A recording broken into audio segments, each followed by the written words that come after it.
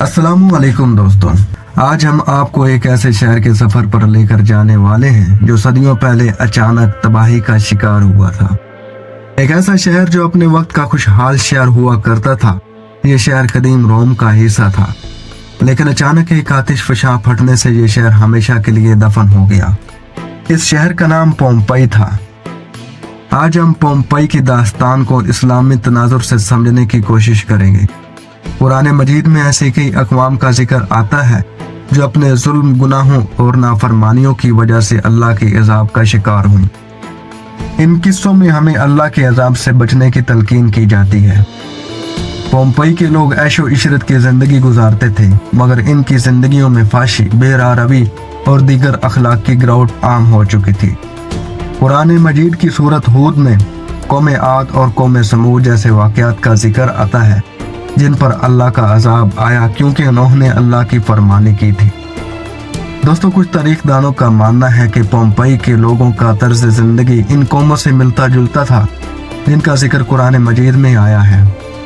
Pompey के खंडरात में ऐसे आसार मिलते हैं जो वहाँ के लोगों के तर्ज जिंदगी और इनके अखलाकी ज़वाल को जाहिर करते हैं।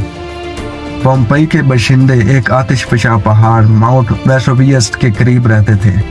19वीं सदी ईस्वी में इस पहाड़ ने अचानक लावा और राख उगलनी शुरू की।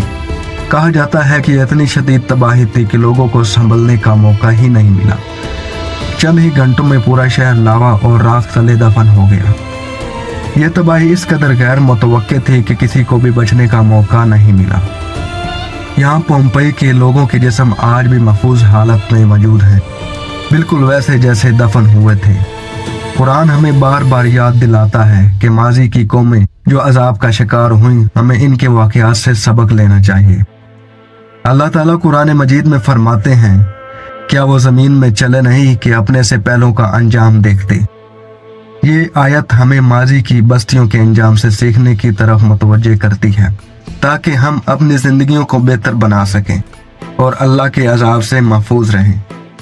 दोस्तों, पोम्पई की कहानी हमें याद दिलाती है कि दुनिया की ऐशो इशरत वक्ती होती है और असल कामयाबी अल्लाह की रज़ा और नेकी में है। जैसे पोम्पई के लोग अपने गुनाहों में मगन रहे, हमें चाहिए कि इन वाक़यात से इबरत हासिल करें और अपनी ज़िंदगी कुरान और सुन्नत के मुताबिक गुजारें। अगर आपको हमारी ये वीडियो पसंद आई तो लाइक और सब्सक्राइब करें और कमेंट्स में अपने राय का इजहार करें। अल्लाह हमें इन वाक़यात से सबक लेने और अपनी ज़िंदगियों को बेहतर बनाने की तौफीक अता फरमाए। आमीन।